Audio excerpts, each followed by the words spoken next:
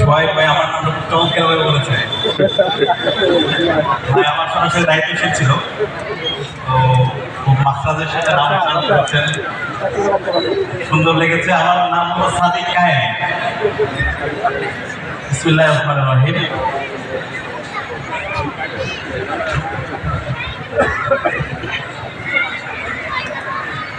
আলহামদুলিল্লাহি রাব্বিল আলামিন ওয়াল আকিবাতু লিল মুত্তাকিন ওয়াস সালাতু ওয়াস সালামু আলা সাইয়্যিদিল মুরসালিন ওয়া আলা আলিহি ওয়া আসহাবিহি আজমাইন।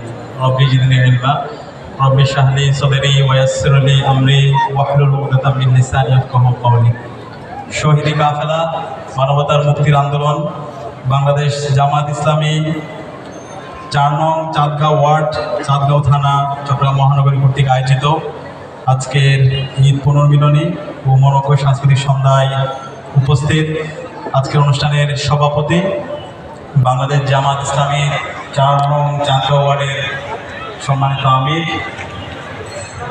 আমার সদর দায়িত্বশীল ওমর ভাই, উপস্থিত আজকের অনুষ্ঠানের প্রধান অতিথি প্রফেসর ডক্টর মাহবুবুর রহমান, উপস্থিত আজকের মঞ্চ উপবিষ্ট চট্টগ্রাম মহানগরীর বিভিন্ন পর্যায়ে দায়িত্বশীল বৃন্দ, উপস্থিত সাংবাদিক বন্ধুগণ, উপস্থিত মা বোনরা এবং উপস্থিত আমার সমাবিষ্ট ভাইয়েরা এবং চাচারা, সবাইকে আন্তরিকভাবে মোবারকবাদ জ্ঞাপন করছি। আমি যখন চট্টগ্রামে আসি তখন আমার কাছে মনে হয় আমি আমার আপন বাড়িতে ফিরে এসেছি। আমার বাড়ি চট্টগ্রাম। তো বাড়িতে যখন আসি, যখন আমার দায়িত্বশীলদের সামনে দাঁড়িয়ে কথা বলি, তখন আর মুখ দিয়ে কথা বের হয় না।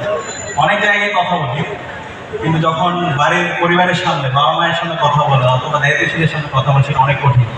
তো এখানে আমার অনেক দায়িত্বশীলরা আছে, এখানে সামনে অনেক দায়িত্বশীলরা আছে, যেখানে আমি বড় হয়েছি, যেখানে আমি কথা বলতে শিখেছি, যেখানে আমি সংগঠন শিখেছি। তো সেই মানুষদের সামনে দাঁড়িয়ে কথা বলা সে সাহস আমার নেই। আমি মূলত আপনাদের কাছে এসেছি দোয়া নেওয়ার জন্য। আশা করছি আপনারা আমার জন্য দোয়া করবেন এবং সে দোয়া নিয়ে ইনশাআল্লাহ আপনাদের যে প্রত্যাশিত বাংলাদেশ, স্বপ্নের বাংলাদেশ, সেই বাংলাদেশ আমরা বিনির্মাণ করবো ইনশাআল্লাহ।